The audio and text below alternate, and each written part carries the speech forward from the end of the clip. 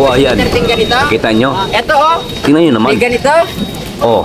Ang ginagawa nyo lang Oh, ayan, paninira, oh, dami, may palay kayo. Oh. Wala.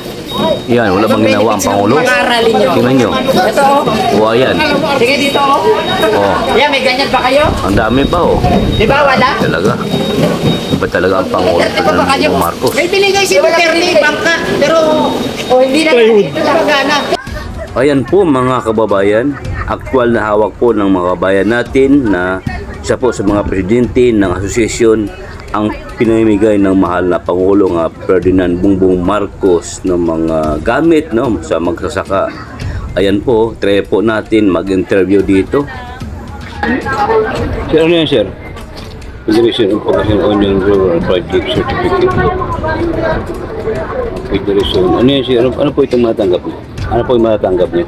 Cold storage po. Ha? Cold storage. Ito po.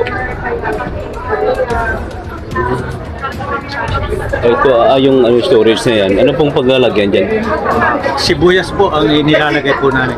Sibuyas para Kami po hindi po nabulok. magsisibuyas, onion farmers. Pag-harvest po ng aming onions, problema ang mga farmers kung saan ilalagay.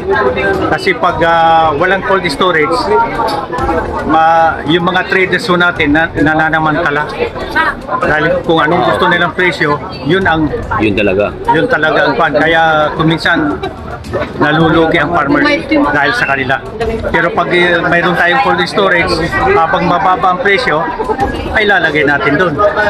Mga ilang linggo po yan bago po yun masisira yung onion dyan? Kung Ay, ilagay hindi dyan? po linggo. Pag red onions, 6 months. 6 months? Pag white onions, at least mga 4 months. 4 months. Bali, continuous lang po sir yung ano nyo, continuous lang po yung pagkatanim nyo, harvest, continuous Hindi, lang. minsanan lang po ang pagtatanim ng sibuyas, seasonal. Seasonal lang. Opo. Pero maramihan din, maramihan. Opo. Marami dito sa Pangasinan, marami po. Kaya lang nalulugi ang mga farmers natin. Mga ilang tons po dyan yung kasya dyan? Oh. Ilang tonelada? Ang naibigay lang sa amin na cold storage, maliit lang. Balik na po. Worth less than 20 million. Pero 10,000 capacity, 10,000 bags capacity lang.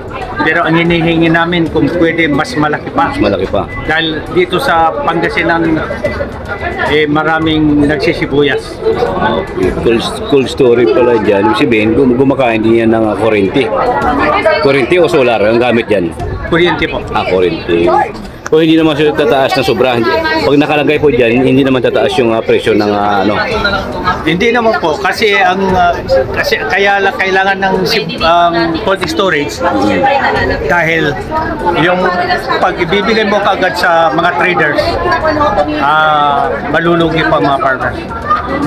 Pero pag ilalagay natin sa cold storage, mga 3 to 4 months, medyo tataas na po ang presyo ng mga sibuyas natin. Tataas ng konti. Opo. Pero hindi naman sobra na... Ayaw naman namin ng ganun. Kasi kawawa naman yung mga kababayan natin. Dapat katamtaman lang para sa ganun, mabubuhay lang yung mga onion farmers natin. Project Ako po ang presidente ng Kayo po yung presidente ng Federation of Pangasinan Onion Growers. At saka chairman po ng Alcala Onion Rice Alcala. Corn. Opo. Ang apelyido ko po ay Alcala. Ay, ganun pa. Oo. Ang sabi po yung lulo ko ay galing dito. Ay, ganun pa. Oo. Alcala, Pangasinan daw. Iyon. Romulo Bacolor po. Ko doon. Bali kayo po sir yung presidente ng Federation of Pangasinan Onion Grower INC. Opo, opo. Yun pala po yun. Sabihin, ganun pala katagal yung yung pagkano ng onion. Opo. Ganun katagal. Ito po yung price. Ito po yung amount na ipapagawa. Hindi po, nagawa na po yan. Nagawa na yan. Nung nagkahalaga po ng 19 million. More than po. Less than 20 million po yan. 20 million. Pero ilang kwarto po yan? Ilang kwarto? Isang kwarto lang po. Ang request po namin sana, yung mas malaki po sana. Malaki. Para lahat ng mga onion farmers dito sa Pangasinan, ma-accommodate yung kanilang mga tanim na sibuyas. Saan po sir? Sa Pangasinan? Saan po kayo? Ako sa Alcala, pero ito Alcala. sa Umingan po, na ipatayo namin ng Umingan. kasi andun po yung lupa. Po. Yung lolo ko po ay galing ng Pangasinan. Na migrate sa Iloilo.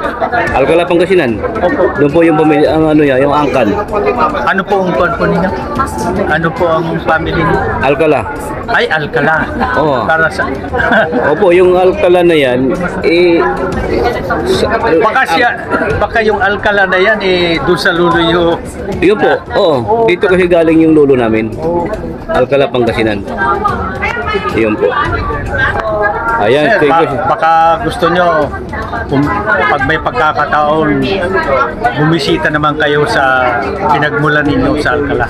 Yun nga po, yung sabi. Welcome po kayo dito. Ito po, tigil lang. Ayun. Sige sir, thank you po sir. Okay. Thank Nice meeting you po. Thank you po. Sir, para sa sir, yung certificate yan, of award, para saan po yan? Sir? Para sa province of Pangasinan. Province of Pangasinan. Ano po yung matanggap nyo dyan sa RCEP? Dalawang rice transplant. Saan po yun sir? Ito. Bawat may certificate pala, ito po yung matanggap nyo. Bawat in-award ng Pangulo. Anong pangalan niya, sir? Mario Mendigo. Saan po kayo sa Pangasinan? Sa Malasig. Saan po? Malasig. Malasi. Ito po yung dalawang ganito yung matanggap nyo. Opo. Ito kasama. Saan po sir ginagamit ito? Sa pagtatanim ng palay. Pagtatanim ng palay. Paano po magtanim dyan? Parang style Japan ba o hindi na kailangan haba ng tao o ano na yun? Ang kailangan Masina. natin dito 3 tao lang. Yung driver, tapos 2 assistant, paglalagay ng mga seating sa likod. Mga sa isang oras po, estimate yung mga ilang Isang hektarya, 2 hours. 2 hours, isang hours. Ganun po kabilis, diba? Grabe. Sa isang bayan lang ito o barangay? Asosasyon. Pero mga ilang buong bayan na bayan ang asosasyon nyo o sa inyo lang? Per barangay. Pero lahat ba ng barangay mayroong ganito? Hindi naman lahat. 5 pa lang ito. 5 pa lang. Paano po yung iba kung sakaling kailangan ng ibang barangay? Request po sila sa Filmate. Saan po? Sa Filmic po. Okay. Very good. Ibig bibigaya lang pala. Kailangan po ng request na pwede i-endorse ng Department of Agriculture sa city or municipality. Ano po yung masasabi niyo po sa Pangulo na kayo po yung kayo sir, kayo, Buhay po. mabuhay. Ayun. Buhay po. Buhay po. Sir, pag sakali sir, dumating po ang Pangulo at may tanong po kayo, ano po sir yung masabi niyo sa Pangulo? Sana marami pang mabigyan kasi malaking tulong sa farmers. Pero ito, sa iba, na-try niyo na to. Meron na. Maganda. Maganda. Saka tuwid yung... Sir, tanong lang siya ulit sir, marami kasi yung iba na wala daw ginawa ang Pangulo. Ano sir masasabi niyo doon? Totoo yun. Hindi totoo. Kasi, di ba? Kasi hindi sila kasi nanonood, di ba? Kung ano yung ginagawa ng Pangulo, hindi sila nanonood sa amin, kaya dito kami para yung mga kasama ng Pangulo para ipakalat yung mga gawa ng Pangulo. Di ba? Sige sir, manawagan po kayo sir sa mga sa Pangulo po. Sir President, malaking tulong po sa mga farmers itong ganitong mga makinarya. So sana magtuloy-tuloy po yung pagbibigay ng mga suporta sa mga farmers. Ano po. Salamat po, Mr. President. Yan. Thank you sir, thank you po.